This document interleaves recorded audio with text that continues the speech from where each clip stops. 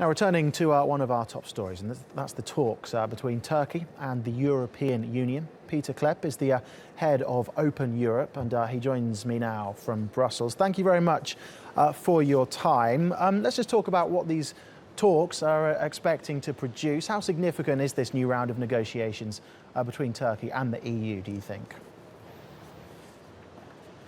Well, it's of course important that the EU has opened another chapter in the actual accession negotiations for Turkey to become an EU member. But everyone knows that this would only possibly happen over a very long time.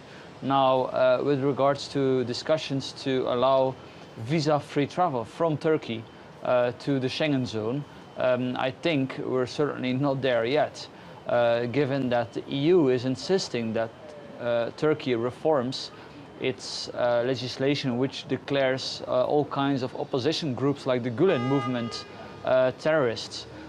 Given the attacks in Turkey, it's unlikely that Turkey will back down on this. So as a result of all this, the EU may actually have an excuse not to have to grant visa-free travel for Turks. And this is what I think many people in Brussels are secretly hoping for. So, Pieter, is it simply down to Turkey's terror laws? Is that the main stumbling block here, or are there still other areas that need to be agreed upon? Well, the EU has imposed a number of conditions, but obviously the real reason why the EU is unlikely to grant visa-free travel to Turkish people is not so much this anti-terrorism law.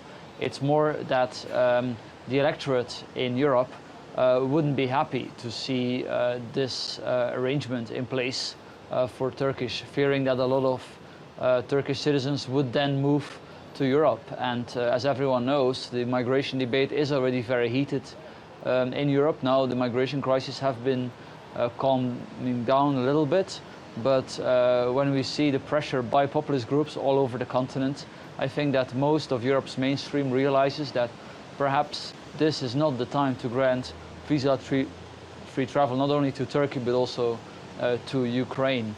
I think if you ask people, should that be possible on the very long term, I think many people would say, yeah, sure, why not? If Turkey would become richer, so less people would then make it to the EU, I think many people would in theory be open to the idea, but at this point there's a lot of opposition. Okay, Pieter, unfortunately time has escaped us, but thank you very much for joining us.